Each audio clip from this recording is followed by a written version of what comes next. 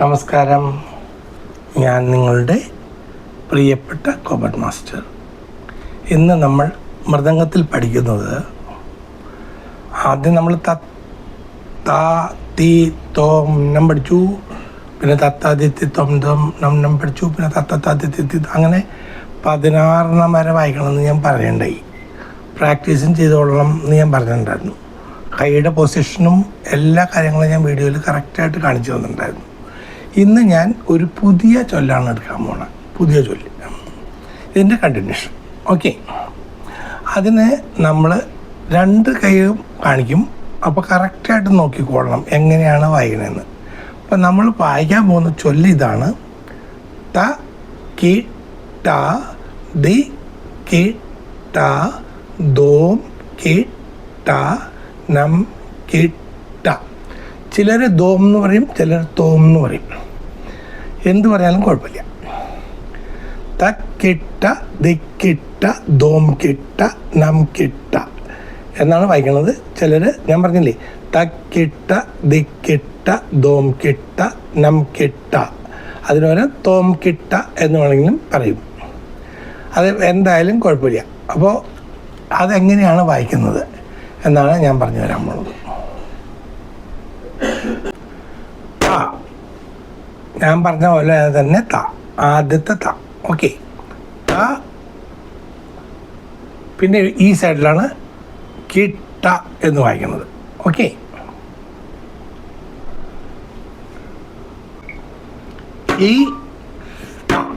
ഈ കിട്ട വായിക്കുമ്പോൾ ഈ കീക്ക് ഈ ഗ്യാപ്പിൽ ഇവിടെ ഈ ഉള്ളങ്ങയുടെ ഇവിടെ ഇങ്ങനെ വായിക്കണം കീ. അപ്പോൾ ഇവിടെ സ്വല്പം ഗ്യാപ്പുണ്ട്. Okay, key. അപ്പോൾ ത കി ട.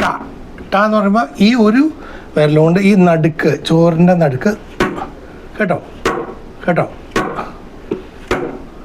അപ്പോൾ അത് ട. ത കി ട. പിന്നെ നമ്മൾ തത്തിത്തോനം വായിച്ചില്ലേ, അതിന് തന്നെ ദി വായിക്കുമ്പോൾ ഇത് മൊത്തം വായിക്കണം. ദി ഇങ്ങനെ, ദി കി ട, ദി കി ട.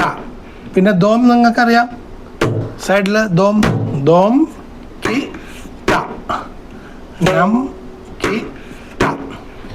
ത കി ട ദി കി ട ദോം കി ട നം കി ട. ഒരു കാര്യം ഞാൻ പറയാം, ആദ്യമേ തുടങ്ങി ഫോളോ ചെയ്താൽ മാത്രമേ നമുക്ക് ക്ലാസ്സുകൾ മനസ്സിലാവുള്ളൂ. എല്ലാ പ്രാവശ്യവും എനിക്ക് ക്യാമറ അങ്ങോട്ടും ഇങ്ങോട്ടും കൊണ്ടുപോകാൻ ചെറിയ ടെക്നിക്കൽ പ്രോബ്ലംസ് ഉണ്ട്. അപ്പോൾ തായും ദോമും എങ്ങനെയാണ് വായിച്ചതെന്ന് ആദ്യത്തെ ക്ലാസ്സിൽ ഞാൻ പറഞ്ഞു തന്നിട്ടുണ്ട്.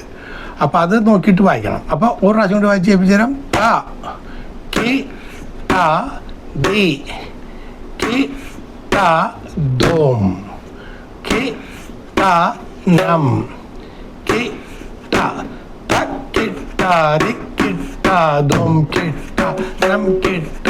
ത കി ട ദി കിട്ട ദോം കിട്ട നം കിട്ട. മനസ്സിലായോ? അപ്പോൾ ഇങ്ങനെയാണ് അത് വായിക്കേണ്ടത്. ഇനി കിട്ട ദി കിട്ട ദോം കിട്ട നം കിട്ട കിട്ട ദി കിട്ട ദോം കിട്ട നം കിട്ട എന്ന് നമ്മൾ സ്പീഡിലാക്കി വായിക്കും. ഓക്കെ, അപ്പോൾ നിങ്ങളെ ഞാൻ ത കിട്ട ദി കിട്ട ദോം കിട്ട നം കിട്ട എന്ന് വായിച്ച് പഠിപ്പിച്ചു. ആ ചൊല്ല് നിങ്ങൾ ശരിക്കും പ്രാക്ടീസ് ചെയ്യണം. അപ്പോൾ ഇത് പ്രാക്ടീസ് ചെയ്തിട്ട് നമ്മൾ അടുത്ത ചൊല്ല് അടുത്ത ക്ലാസ്സിൽ പഠിപ്പിച്ചു തരാം. അപ്പോൾ ഞാൻ ആദ്യ താളത്തെക്കുറിച്ചും കുറച്ച് താളങ്ങളെക്കുറിച്ചൊക്കെ നിങ്ങളോട് ഞാൻ പറഞ്ഞിട്ടുണ്ടായിരുന്നു. ഒരു 7 താളങ്ങളുണ്ട്, അതിനൊരു 5 പിരിവുണ്ടെന്നൊക്കെ. അപ്പോൾ ഞാൻ ആഗ്രഹിക്കുന്നത് ഒരു ക്ലാസ്സിൽ തിയറിയും ഒരു ക്ലാസ്സിൽ പ്രാക്ടിക്കലും അങ്ങനെ എടുക്കാനാണ്.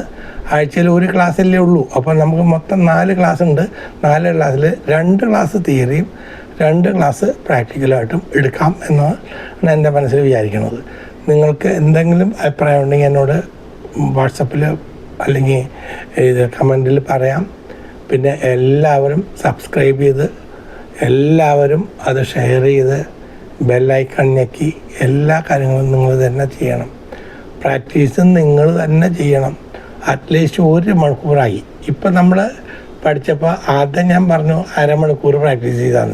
കാരണം തുടക്കക്കാരാകുമ്പോൾ കൈ വേദനിക്കും.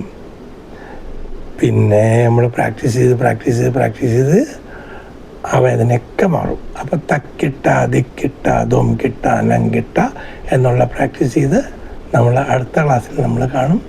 അതുവരേക്കും നിങ്ങളുടെ എല്ലാം പ്രിയപ്പെട്ട ഗോകുൽ മാസ്റ്റർ, നമസ്കാരം.